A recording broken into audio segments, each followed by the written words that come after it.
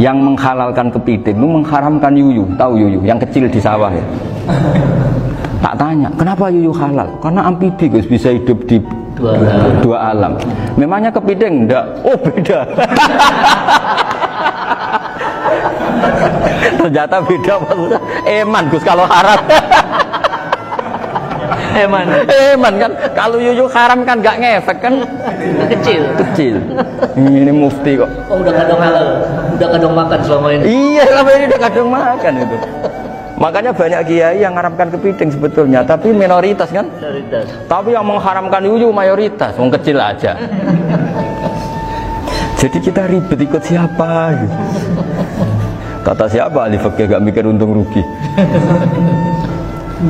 Makanya saya ini bingung, jadi saya ini kan kiai ya, kiai betul, susah kadang jadi kiai. Sebagian guru saya itu mengharamkan kepiting.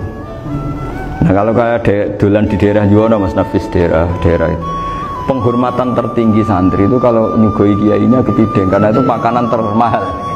Bingung kan dia? Mau tidak makan itu kayaknya dipersiapkan betul baru kan? Udah ada effort ya. Warna nyari yang mahal kan, mau makan itu sebagian guru kita mengharamkan. Akhirnya ya ada darurat tadi, makan sekadarnya. Kalau saya habis 3 pasti israf. Kalau habis 1 prosedur hormat yang nyugui. Itu susahnya jadi kiai. Kalau kamu kan tidak kiai, mumpung gratis. Enaknya gak jadi kiai kan itu Mas. Pertimbangannya mumpung gratis. Sudah gitu masih mun dibutuh mawon, makai dibutuh mawon. Oh digawa tenan. Tapi sebetulnya ada sisi naif dari yang bilang halal tadi. Ketika yang bilang halal, naif itu versinya, tapi ya nggak apa-apa, semoga dimaafkan Allah. Naifnya tadi, tapi saya tidak tapi itu masalah khilafiyah ya. Semoga yang mengatakan halal juga benar, karena punya perhitungan iman tadi. Tapi yang bilang halal itu tak tanya, yuyu itu halal apa haram? Lucunya jawab haram semua. Yuyu bahasa Indonesia nggak ada kayaknya. Nggak tahu juga saya apa. Yang penting paham tapi yuyu yang kecil itu. Itu kalau diharamkan nggak ada yang protes ya? Nggak ada. Tapi kalau kepiting, ini pakai model apa? Gitu. Coba Pak. Kalau alasannya amfibi, yuyu sama kepiting sama enggak? Kalau alasannya amfibi, hidup di 2 alam. Sama-sama. Kenapa kepiting jadi halal? Lebih bernilai. Ini juga mufti model baru. Mungkin muftinya menghalalkan. Iya makanya itu. Kan, jadi kayak tadi ayam jago tadi orangnya tak tanya. Andekan yang kecelakaan itu ayam kecil. Kamu tanya saya enggak? Ya enggak, aku langsung tak buang. Kan langsung dibuang. Berhubung ayam besar. Eman kan. Tapi nurani aja sebetulnya protes. Nyembelih klekek. Kadang kan apa kejet itu sudah tunggu SOP dari Pak. Ya tapi apapun itu ini ilmu harus didengar ya supaya kalian tahu ya, ada hayat mustaqirroh, ada hayat mustamirroh, ada hayat ibtiroriyah, paling enggak kita ngerti lah.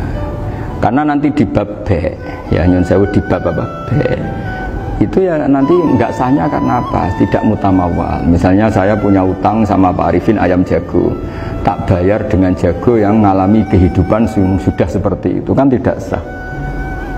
Meskipun itu hidup tapi sudah tidak hayat yang mustamirah, tidak normal. Jadi ilmu itu apapun tidak cocok kita karena beda mazhab misalnya, tetap sebagai apa? Ilmu. Jadi jangan pernah anti ilmu meskipun kita tidak cocok. Dulu saya itu heran sama Abu Hanifah karena membolehkan merujuk wakaf. Wakaf itu kan nggak boleh ditarik kembali dalam mazhab Syafi'i dan hampir semua ulama bilang gitu. Tapi kalau kata Abu Hanifah, jika nazir yang nerima itu tidak sesuai rencana kita, keinginan kita, itu boleh narik kembali. Fa innal waqfa atiyatun mahdhah, kata beliau, wakaf itu ya pemberian normal saja. Suatu saat ada peristiwa gini Pak Arifin ya, ada orang kaya raya mewakafkan tanah itu senilai kalau nggak salah itu 60 miliar. Singkat cerita beliau bermain apa gitu, bisnis apa itu bangkrut, kemudian itu belum disertifikatkan wakaf, kemudian nggak ada yang disawang coro Jawa, nggak ada yang dilihat, terus mau dibeli sama nyuwun sewu sampai yang mau beli yang mampu itu non muslim. Singkat cerita ada orang kaya muslim yang mau beli itu tapi ada problem karena itu wakaf. Tapi kalau nggak dibeli itu malah dibeli non muslim. Tanya saya, hanya saja nggak apa-apa dibeli saja. Ngikuti mazhab Abu Hanifah. Karena kalau mazhab Syafi'i itu nggak sah semua pembeliannya. Tapi apa artinya mazhab kalau kita berpikir nggak sah, tapi yang jual melakukan? Nah itu yang nggak dipikirkan oleh orang-orang fikih yang di Menara Gading. Apa gunanya kita bilang nggak sah, tapi yang punya tanah tadi tetap menjual karena tidak mengindahkan hukum itu. Mau apa coba? Makanya saya bilang bagi tentang Gus itu nggak ada kaulnya dalam mazhab Syafi'i. Saya bilang kamu mengharamkan itu tidak ada gunanya karena itu tetap dilakukan. Jadi kita pertimbangannya ndak itu, daripada dikuasai situ mendingan kita. Betul. Nah itu sisi-sisi fikih. Makanya ini kita ngaji fikih tidak segampang itu memberi fatwa karena pertimbangannya banyak, Pak. Tidak hitam putih. Tidak hitam putih gitu maksud saya, ini cerita. Jadi nanti kamu ngerti. Jadi mau apa coba? Itu kan ibarat gini. Hukumnya kita ngajar perempuan itu masalah sebetulnya secara karena itu ajnabiyah. Tapi fikih mentoleransi li ajli ta'lim karena untuk belajar enggak apa-apa. Kalau sudah jadi fakta itu ribet. Dia maunya belajar sama kamu dan sekali kamu tidak mau belajar ke yang lain yang potensi menyesatkan. Jadi fikihnya bukan masalah nazar lagi, sudah penyelamatan. Ribet kan kalau sudah begitu. Saya punya kenangan yang menurut saya itu harus jadi trauma. Siapapun harus jadi trauma. Ini cerita sedikit. Ini masih ngaji fikih, pertimbangan. Ada orang itu sangat khusyuk, Pak. Sangat khusyuknya di rumahnya Pak Wafa itu nggak ada TV, nggak ada motor, nggak ada apa saja. Ketika anaknya berkembang agak dewasa, itu pertama naik motor, itu ya utang jasa sama kawan-kawannya. Pertama dia ngelihat nikmati TV ya dari kawan-kawannya. Corong Jawa, mbek tanggane lah.